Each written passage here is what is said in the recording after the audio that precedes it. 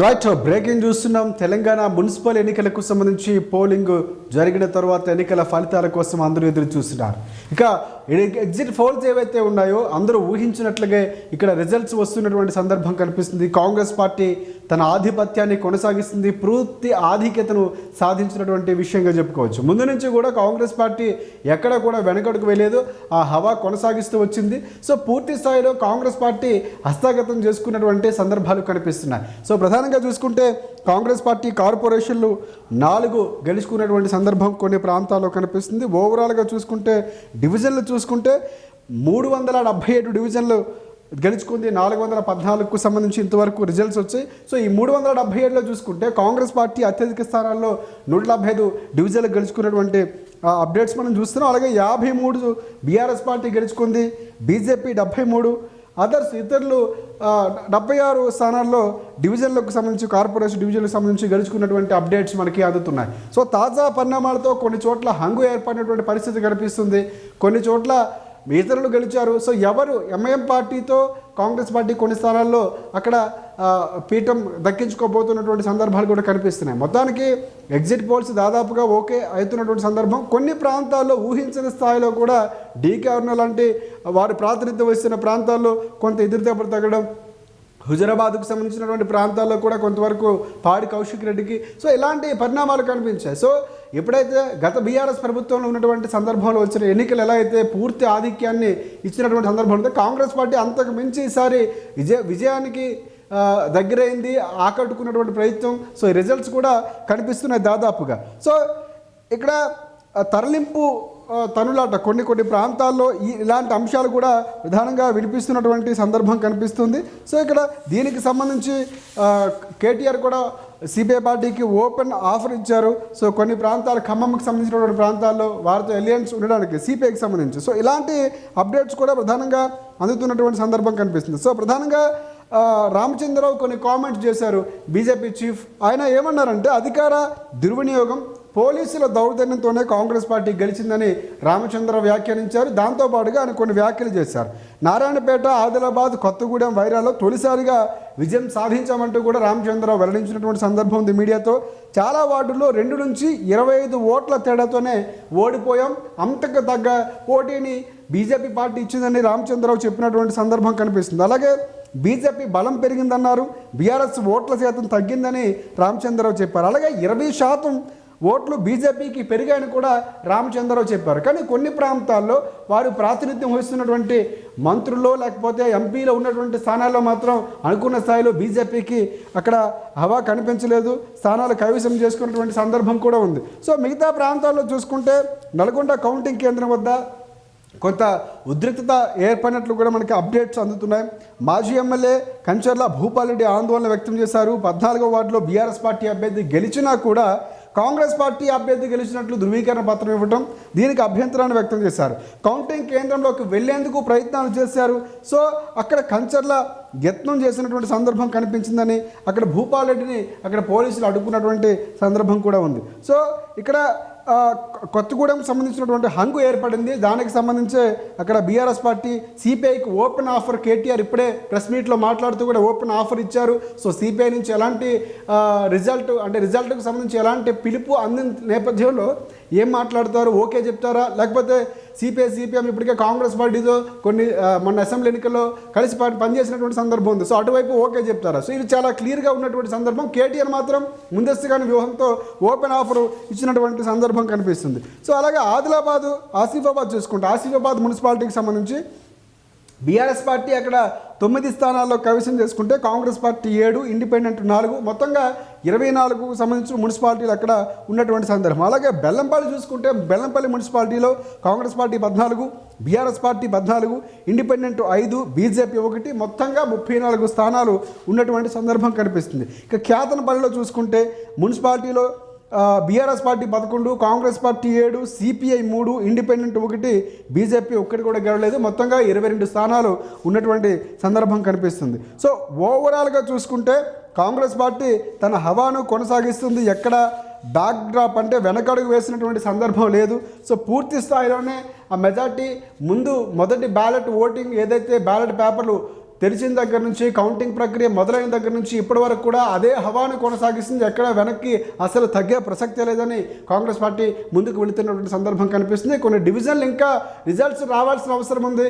So ఆ results కోసం ఎదురు చూస్తున్నారు. మంచిర్యాల, నల్గొండ ఈ ప్రాంతాలు ఇప్పటికే కాంగ్రెస్ పార్టీ కైవసం చేసుకున్నటువంటి ఫలితాలు మనం చూస్తున్నాం. అత్యధికంగా కాంగ్రెస్ పార్టీ గెలుచుకున్నటువంటి సందర్భాలు కనిపిస్తున్నాయి. కార్పొరేషన్లు 7 కార్పొరేషన్లకు సంబంధించి ఇప్పటికే కాంగ్రెస్ పార్టీ ఆధిక్యం ఉంది. తర్వాత బీజేపీ పార్టీ ఉన్నటువంటి సందర్భం కొన్ని హంగు ఏర్పడ్డాయి. 2 హంగు ఏర్పడినటువంటి సందర్భం కూడా కనిపిస్తుంది. సో ఈ చిక్కుముడి వీడాలంటే కాసేపటి వరకు వెయిట్ చేయాల్సిన అవసరం ఉంది. సో కౌంటింగ్ ప్రక్రియ ఇంకా కొనసాగుతున్నటువంటి సందర్భాలు ఉన్నాయి.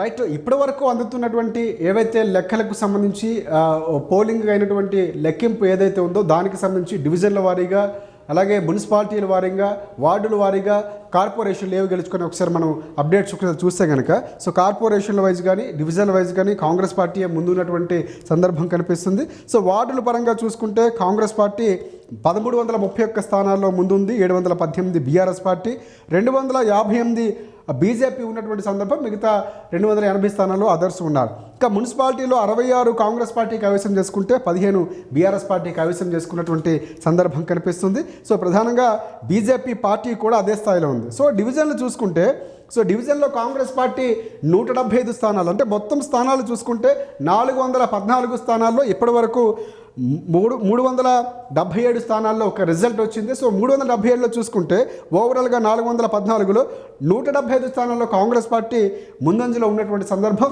బీఆర్ఎస్ పార్టీ 53 స్థానాల్లో ముందుంది. ఇక బీజేపీ 73 స్థానాల్లో ముందున్నటువంటి పరిస్థితి కనిపిస్తుంది. ఇక అదర్స్ చూసుకుంటే 76 స్థానాల్లో వారు కూడా బీజేపీ కంటే ఎక్కువగానే చాలా కీలకమైనటువంటి ప్రభావాన్ని చూపించబోతున్నారు అదర్స్ అని చెప్పుకోవచ్చు. సో కొన్ని ప్రాంతాల్లో హంగులు ఏర్పడిన తర్వాత వీరే కీలకం కాబోతున్నారు. సో మిగతా ప్రాంతాలు చూసుకుంటే అంటే డివిజన్ల వారీగా మనం మాట్లాడుకున్నాం. 175, 53, 73, 76 ఇది వరుస క్రమంలో కాంగ్రెస్, బీఆర్ఎస్ పార్టీ, బీజేపీ, అదర్స్కు సంబంధించి. సో అలాగే కాంగ్రెస్ పార్టీ కార్పొరేషన్లకు సంబంధించి ఓవరాల్గా చూసుకుంటే కాంగ్రెస్ పార్టీ 4 స్థానాల్లో కాంగ్రెస్ పార్టీ గెలిచింది. సో మొత్తం 7 కార్పొరేషన్లకు సంబంధించి బీఆర్ఎస్ పార్టీ ఎక్కడ కూడా కార్పొరేషన్ కైవసం చేసుకున్నటువంటి రిజల్ట్స్ స్పష్టంగా కనిపిస్తున్నాయి. అలాగే బీజేపీ పార్టీకి సంబంధించి అక్కడ 2 స్థానాల్లో బీజేపీ పార్టీ గెలిచినటువంటి మనకి స్పష్టంగా కనిపిస్తుంది.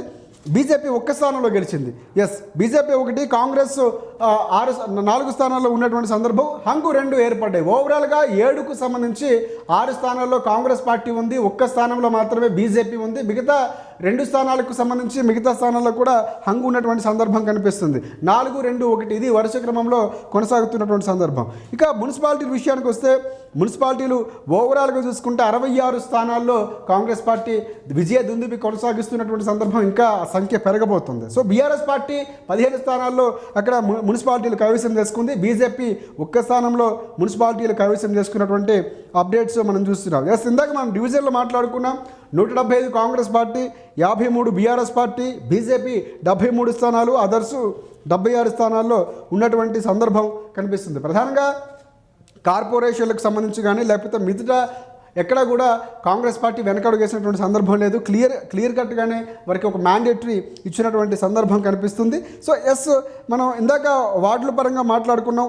ఓవరాల్గా చూసుకుంటే వార్డులు 1331 స్థానాల్లో కాంగ్రెస్ పార్టీ ఇక్కడ ఇంతవరకు రిజల్ట్స్ చూసుకుంటే కనుక స్పష్టమైనటువంటి ఆధిక్యాన్ని కనిపించి గెలిచినటువంటి 1331, 718 స్థానాల్లో బీజేపీ పార్టీ గెలిచినటువంటి సందర్భాలు కనిపిస్తున్నాయి.